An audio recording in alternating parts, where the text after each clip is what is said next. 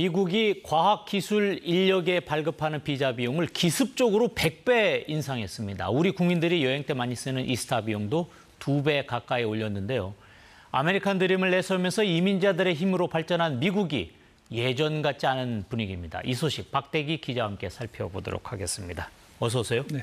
자, 박 기자, 미국 가는 분들 보통 에싸 많이 받잖아요. 지금 이거 관련돼서 값이 오르게 되는군요. 네, 그렇습니다. 미국 여행을 가거나 아니면 회의 참석 같은 간단한 출장을 갈 때 이 이스타라는 걸 많이 발급받는데요. 네.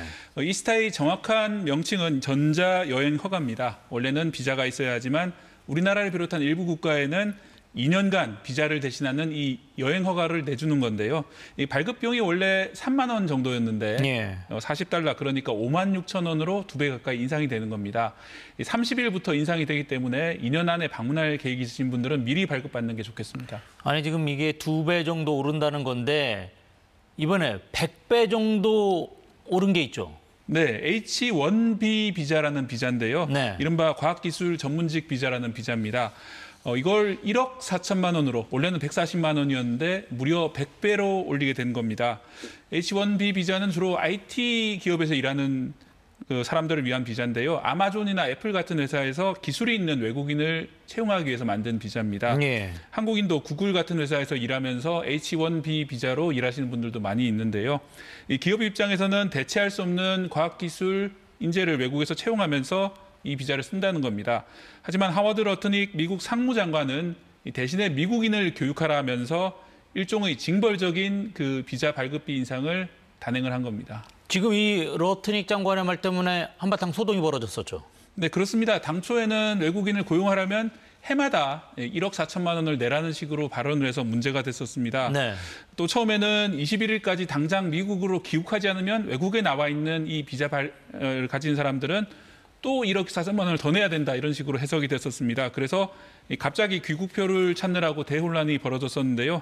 결국 캐롤라인 레빗 백악관 대변인이 처음 발급할 때 한 번만 내면 된다고 이 상황을 바로잡았습니다.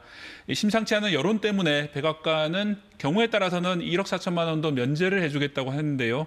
일단 강력한 정책을 내놓은 다음에 여론을 보고 한 발 물러서고 있는 것으로 보입니다. 네. 그럼에도 불구하고 이제 미국 기업들이 외국인 채용하는데 많은 어려움, 부담이 예상됩니다. 이 미국이 보면요, 지난번에 그 다짜고짜 우리 그 조지아주에서 한국인 근로자 구금했던 것도 그렇고, 지금 러트닉 장관의 이런 말도 그렇고, 이런 일 처리를 하려면은 뭔가 좀 체계적이고 짜임새가 있어야 되는데 자꾸 이제 좌충우돌하고 지금 체계가 무너진 것 같은데. 네. 옛날 같지 않습니다, 미국이. 지금 보면 어떻습니까? 지금 100배 오른다라고 하는 이런 비자. 주로 이제 어떤 기업들이 이게 지금 사용하고 있던 겁니까? 네, 최근 자료를 보면 아마존에서 1만 4천 명 정도가 이 비자를 발급받았고요. 그다음에 인도 대기업인 타타 컨설턴시가 5천여 명, 마이크로소프트, 메타, 그리고 애플과 구글이 4천에서 5천 명 정도씩을 이 비자를 이용해서 인력을 쓰고 있습니다. 네. 즉 빅테크라고 불리는 미국 유명 기업들, 그리고 인도 기업들이 일부 포함된 그런 것인데요. 지난해 전체적으로는 40만 명이 이 비자를 발급받았는데 70%인 28만 명이 인도인이었습니다. 우리나라 사람은 1%인 4천 명 정도입니다. 인도에 과학기술 천재가 많고요. 또 미국 취업을 희망하는 인도인들이 많기 때문에 이런 것으로 보이는데 일부는 인도계 IT 외주업체들 영향도 있는 것 같습니다. 최근에 트럼프 행정부는 인도와 무역 갈등을 벌이고 있고 또 IT 외주업체 같은 경우에는 일부 문제도 있기 때문에 결국 이런 정책을 도입한 걸로 보입니다. 하지만 외국 인력에 대해서 이렇게 일방적인 새로운 장벽을 만들게 되면은 결과적으로는 미국에 해롭게 되지 않느냐, 이런 우려도 많이 나오고 있는 상황입니다. 지금 미국은 사실은 이제 국제적으로 개방 정책을 폈기 때문에 이렇게 훌륭한 인재들이 들어와서 발전을 했던 건데 어떻습니까? 지금 이런 식으로 장벽을 만들어서 미국에 해로울 거다. 어떤 식으로 해로울 수 있다는 건가요?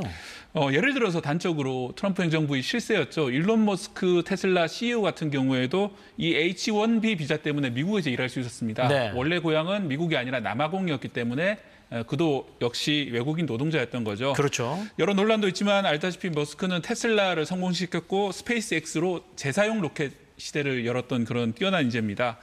머스크가 지난해 말에 이 H-1B 비자가 아니었으면 자신을 포함한 수많은 기업인들이 미국에 있지 않았을 거라면서 이 제도가 미국에 꼭 필요하다 이렇게 발언하기도 했습니다. 예.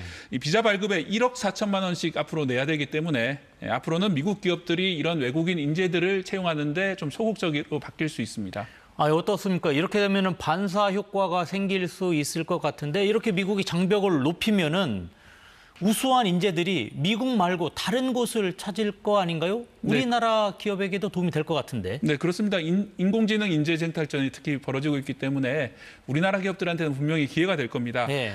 다만 중국이나 유럽 기업들 그리고 유럽 국가들도 상당히 이런 인재 쟁탈전에 나서고 있기 때문에 결국 경쟁을 해야 되는 건 마찬가지입니다. 영국에서는 이 뉴스 때문에 전문직 비자 발급 수수료 자체를 아예 면제하는 방안을 추진하고 있는 그런 상황입니다. 네. 지금 어떻습니까? 이제 미국 입장에서는 이렇게 장벽을 높이는 거 이런 거 관련돼서 어떻게 보면 본인들 입장에서도 굉장히 손실이 클 거다라고 생각을 하고 있을 것 같은데 어떤 이유가 있습니까? 이런 거 계속 하려고 하는? 결국은 민심 때문에 그러는 걸로 보이는데요. 외국인이 미국인의 좋은 일자리를 뺏고 있다 이런 여론이 있기 때문에 그런 여론을 의식해서 결국 이런 정책을 도입하는 걸로 보입니다. 네. 사실 H-1B 비자 같은 경우에는 미국 내에서 한 40만 개 정도 일자리이기 때문에 전체 일자리로 보면 아주 일부에 불과하거든요. 그렇군요. 하지만 워낙 고소득 일자리고 또 미국인이 아닌 인도인이기 때문에 그런 어떤 인종적 그런 갈등 때문에 결국은 이제 상대적 박탈감을 미국인들이 느끼고 있는 것으로 보입니다. 네. 이런 민심들이 좀 득세를 하면서 과거에는 미국이 제국의 중심으로서 장기적 전략이라든지 그런 어떤 배짱 같은 것들이 있었는데 그런 것들이 많이 사라지고 있는 그런 상황이고요.